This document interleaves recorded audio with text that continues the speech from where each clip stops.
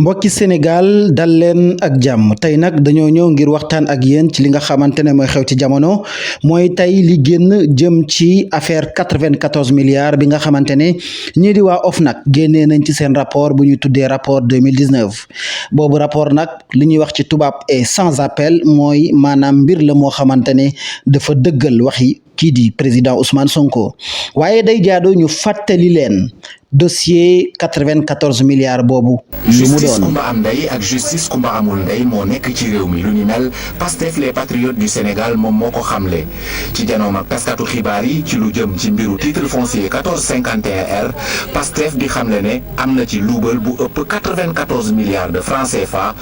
te loolee autorité judiciaire yi kenn àdduwu ci. 1978 ba léegi famille Ndiaga Ndoye mu ngi daw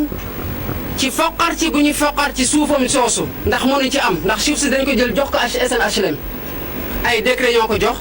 ay décret 97 ak décret 2006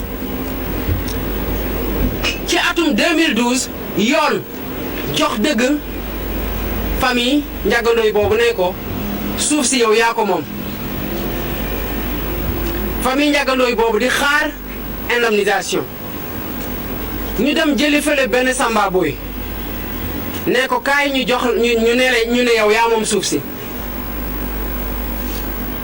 donte yow mosoo moom suuf si kaay ñun dinañ bind ne yow yaa moom suuf si. koppar yooyee nag kañ ko jox di wuyoo ci turu Seydou Sarr ñu gën koo xam ci Tayiru gannaaw ñaari société CFU ak Sofico lu ni mel Pastef jàpp ne ab jalgati yoon bu mag la ndaxte Sarr ci boppam musula am ci titre foncier googu. lii c'est du faux parce que boo demee ne kenn ku moomul suuf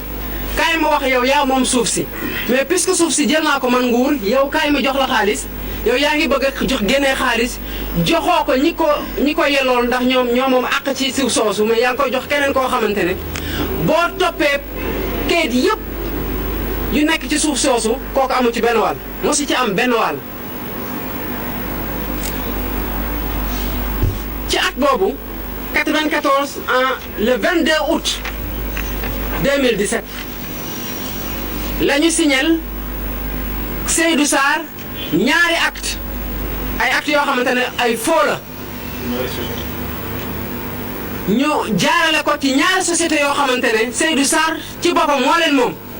gannaaw luubal googu Pastef daal di fësal muy sàkku ci force vive de la nation yëpp ñu jël seeni responsabilité naka noonu ci njiitu réew mi rawatina procureur de la république ñu def kéem kàttan ba leeral yëf yi. gannaaw bi mu demee noona kii di Ousmane Sonko moom mooy ki nga xam ne moom moo bind plainte dem déposer ko ngir ñu xool mbir mi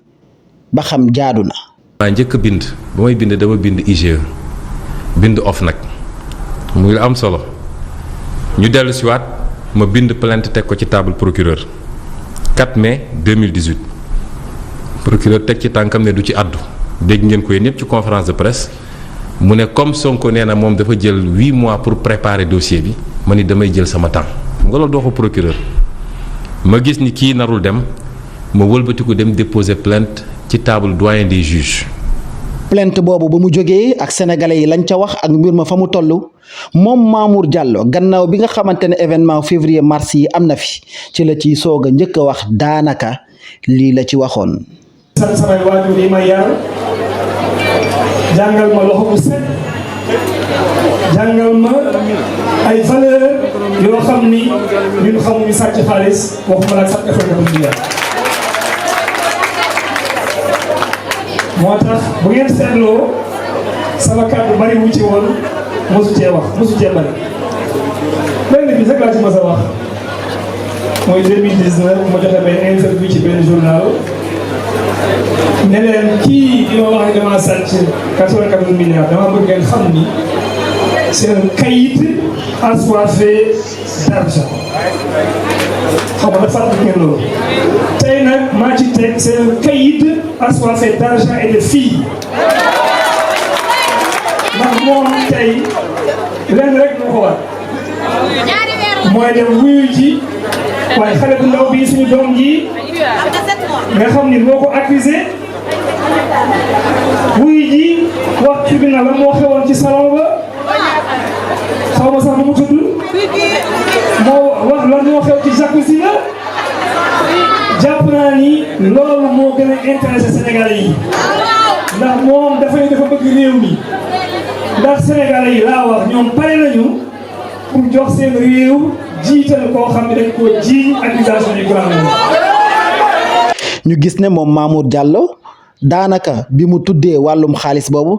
takkal na Ousmane Sonko waaye tuddal na ko ci li nga xamante ne moom mii tey tudd nañ ko ci muy coowal Adji Sarr waaye bu ñëwaatee ci dossier bi ñii nga xamante ne ñoom ñooy assemblée nationale à l'époque en 2019 ñoom dañoo defoon li ñuy tuddee commission d'enquête parlementaire ngir seetal lu wecc Mamour Diallo takkal kii di Ousmane Sonko. Les questions de poursuite, les questions de détournement, les questions d'appréciation judiciaire appartiennent à l'administration judiciaire. Nous sommes une commission d'enquête. Notre mission, c'était d'enquêter sur une question, de faire toutes les investigations nécessaires par rapport aux prérogatives que nous donne la loi, que nous donne notre règlement intérieur, que nous donne la Constitution. Ça a été fait. Mais nous avons constaté à l'étape, donc à la fin de nos investigations, que nous n'avons pas remarqué un quelconque détournement des deniers publics. Je m'en limite là, je n'en dirai pas plus. Il appartiendra à l'Assemblée nationale de donner une suite et de se prononcer sur la destinée du rapport et ce qu'on... ñu gis ne kon bile assemblée nationale amul benn njëriñ parce que ci dilatoire la nekk ngir takkal koo xamante ne daanaka ci ab opposition la bokk ngir sàmm koo xamante ne ndëngteem kenn laam-laameetu ko muy Mamour Diallo waaye ci biir assemblée nationale itam kii di ministre Amadou Ba nekk ministère de l'économie et des finances mu waxoon fa ay wax yoo xamante ne dara du ci dëgg gannaaw rapport bii moom la mu waxoon moom Amadou Ba lii la. Que la procédure est tout à fait claire. La procédure est tout à fait légale. La procédure est tout à fait transparente. Maintenant, quand on est dans la politique, il nous arrive de fantasmer, de chercher à nuire ou de chercher à détruire. Ça, c'est un autre problème. Mais, Monsieur le Président, nous félicitons, nous saluons en tout cas cette décision de l'Assemblée qui va permettre, sans problème, de manière tout à fait transparente, que le ministère des Finances, que l'on puisse, devant l'Assemblée, devant le peuple, dire exactement ce qui s'est passé. Ça ne pose aucune difficulté, ça ne pose aucun problème. La gouvernance voulue et décidée par du président Macky Sall, c'est une gouvernance vertueuse, c'est une gouvernance transparente. Maintenant, il est tout à fait normal que de temps en temps qu'on critique, mais je pense l'honnêteté intellectuelle, la rigueur exige que quand on aborde un dossier, qu'on l'aborde de la manière la plus professionnelle, de la manière la plus sérieuse. tey rapport bi nee na ko moom Amadou Ba li mu waxoon du dëgg maanaam teguwul ci yoon kon moom mi mënees naa jàpp ne itam da doon làq ki nga xam ne moom mooy Mamour Diallo waaye président Ousmane Sonko pourtant ca 2019 waxoon na ca place de l'Obélisque ne am na xaalis boo xamante ne jot nañ ko cee génnee. ñu wax ni ci dossier boobu benn plainte moo amagum te kan moo ko déposé waa est-ce que ku am looy nëbb di nga déposé plainte yemuma déposé ko ci procureur dama jóge ci procureur bind IGE pare ci IGE bind OFNAC ne leen Mamour Diallo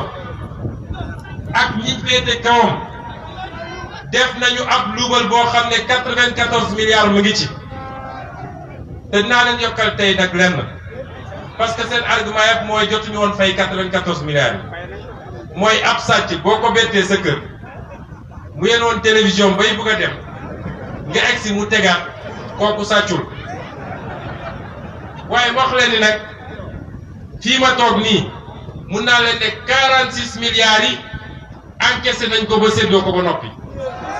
am ay journaliste yoo xamante ne jël nañ dal ci kaw ki nga xamante ne moom mooy président Ousmane Sonko ki ci njëkk doon ci wax ci lu ne mooy Mout Bane lii la waxoon. que war naa ci mën a addu un peu parce que ñoom dañ ma woowoon parce que dama ci bindoon et puis élection yi bi muy bëgg a jot ma defoon benn émission bu yàgg mu am benn extrait et ñu bëggoon xam problème bi nu mu demee ak lan laa ci am comme information ma jël tam document yi ma amoon comme information jox leen ko sauf que li ma remarqué mooy li nga xamante ni moom la Ousmane Sonko wax ni dafa am détournement loolu amul. ndaxte gis naa ko di gëstu naa ci parce que code de procédure pénale bi li mu wax article 140 pour que détournement de deniers publics am il faut mu am un manquant initial amul un manquant bu fekkee manquant amul ci budget bi mënuñu wax de détournement de deniers publics parce que les mots ont leur sens devant le juge ñoom dañuy mot bi la ñuy xool détournement de deniers publics la wax amul. et li ma remarqué ci document yi ma leen jox mooy moom bi mu demee mu porter plainte au niveau du procureur ak dénonciation au niveau de l'OFNAC il a parlé de détournement de deniers publics. waaw mais bu détournement de deniers publics amul leneen mën na am aussi. ci 94 milliards leneen mën na am leneen mën na am. ok mais mën na bañ a tudd détournement de deniers publics. mais leneen mën na am mais mën na détournement de deniers publics amul ba fi ñu toll aussi ba fii ma leen koy wax amul benn xaalis bu génn. et moom il avait parlé le 18 janvier 2019 def na benn meeting place de l'Obélisque wax ni am na virement. 46 milliards am numéro compte ba wax 46 milliards. xam naa montant bi. xam naa numéro compte yi xam naa libellé bi xam naa banque bi ñu ko yóbbu. moom journaliste Mout Bane rapport OFNAC bi nee na ko waxoo dëgg li nga wax dara amu ci te moom nee na day journaliste bu sérieux la buñ génnee ci Mout Bane mu am beneen journaliste boo xamante ne ñëpp xam nañ ko muy Cheikh Yérim Seck moom également am na lu mu ci waxoon ci dossier 94 milliards bi lii la waxoon. Sonko nee na jox nañu état bi joxe na 40 milliards Mamour Diallo nee na 3 milliards mais donc louche am na ci côté état bi. waaw mais loolu amul nag. lan moo amul. Tahirou Sarr bi mu jëndee créance bi. xam nga nit lu la neex jënde boo jëndee lu la neex jaay. waaw parce que ku jënd yaa moom. ku ñu may yaa moom. ku ñu sarax yaa moom. boo xasee ba moom lu la neex jaayee. c'est ça la réalité. man terrain boobu su ma ko moomoon tey su ma koy jaay dama koy jaay norme tey. te buñ ko jaayee norme tey boo xoolee rapport bi nga xam ne moom la commission bi def. li ci Tahirou Sarr wàññi après pour jaay ko état bi. ëpp na 100 milliards. il faut aussi parce que loolu aussi c'est la réalité. parce que titre bi li mu doon représenté à l'époque ak léegi du benn. bon bref et puis Tahirou Sarr li mu jot ci xaalis ci dossier boobu. compense la ak état bi. du xaalis boo xam ni état bi dafa jël jox ko déedéet. déedéet loolu ku ko wax génneel preuve ñu gis ko xam nga aussi loolu dafa yomb quoi boo nee non dafa mais ku nekk mën a wax lu ne. moom Cheikh Yérim Seck ba tey rapport OFNAC nee na ko waxuloo dëgg li nga wax amul parce que li nga wax tegoo ko fenn kon Cheikh Yérim Seck journaliste la moom également da doon dal ci ki nga xam ne moom mooy Ousmane Sonko di làq ñi nga xamante ne ñoom ñooy ay xameem wala ay xaritam kenn xamut waaye li wér te wóor OFNAC nee na ko waxuloo dëgg. keneen ki mooy Madiambal Diagne tekkiwul lu bari daanaka kenn faaleetu ko mu jàpp ne moom mën na xoqatal nit ñi moom itam ay waxam ak i kàccam lii la woon. Mamour Diallo waaw détourné na 94 milliards loolu mbir foofu la commencé ci la Mamour Diallo wax day porter plainte te ba tey porter plainte kooku c'est sa responsabilité ñu dox ba ci yàgg mbir bi feeñ nañ 94 milliards mu tëggeen kenn fay ko. waaw loolu moom leer na. danaa xaalis bu ñu fayagul génnagul kenn mënu ko détourné. c'est clair danaa ni ko loolu moom àtte na boppam. tey OFNAC nee na ko yow itam Madiambal Diagne journaliste waxuloo dëgg ndaxte mbir mi ne ko Ousmane Sonko waxee noonu la demee waaye am na ci keneen koo xamante ne génnoon na ci di ci cëppi di ci wax d'ailleurs ba affaire ba passé sax lañu ko def moom. ñu jël ko muy liggéeyee fële nga xamante ne mooy ci OFNAC te moo ne ba muy liggéey ci OFNAC day du ñàkk jot na ci dossier bi parce que ku liggéey OFNAC war a mën a gis yenn dossiers yi waaye taxul mu yéey ci yàbbi ci et pourtant à l'époque lii la waxoon muy Babacar Ba. mbir mi il faudrait que Ousmane Sonko mu génn mu leeral askan bi wax moom lan moo ciy paaram lan moo ciy intérêt am parce que tant que moo ngi parce que nit ki kuy faral di génn di def ay dénonciation di ŋàññ je pense que ni quelque part aussi bu ñu la interpeller tu dois sortir pour amener la preuve de tes allégations beneen mbir mi nee na am na 46 milliards soxna Ngone yoo xam ni dugg na ci benn compte ñun suñu communiqué ñoo ngi koy wax ñoo ngi naan ko Ousmane Sonko léegi comme boobu léegi ñoo ngi toog di xaar mais ngir yàlla waxal Sénégalais yi 46 milliards yi ci ban banque la nekk wala boog 46 milliards yi wax ñu ban lan mooy numéro de compte bi su boobaa yenn journalistes yi xarañ ngeen di ngeen mën a dem def ay vérification sénégalais yi ñu ki parce que aussi dañu nekk ci état de droit man état de droit bëgguma à chaque fois ma xëy suba rek dal sa kaw Ngone wax la lii wax la laa. moom mii nekk forum du justiciable tey jii nii war na mën a génnaat nag pour wax ne Sénégal am na ñoo xamante ne ñoo ngi luubal suñu alal waaye est-ce que dana ko def yaakaaruñ ko ndaxte ni ñu koy waxee saa su ne rek ku sa gémmiñ fees doo tal wax. kon sénégalais yi ngeen xam ne lii mooy li nga xamante ne moom mooy dossier 94 milliards bi Amadou Ba wax na ci ne du dëgg waa assemblée nationale dal ci kaw Ousmane Sonko far ki nga xamante ne moom mooy Mamour Diallo Mout Ban moom it ne Ousmane Sonko li mu wax amul Cheikh Yérim Seck naka noonu Madiambal Diagne naka noonu Babacar Ba ñëw teg tuuma daanaka ci Ousmane Sonko gannaaw si loolu yëpp tey rapport OFNAC bi nga xamante ne ñoom ñooy xeex wàllum corruption nee na leen yéen ñi yëpp li ngeen waxoon dara du ci dëgg plainte bi Ousmane Sonko déposé plainte la boo xamante ne tey jii nii wane na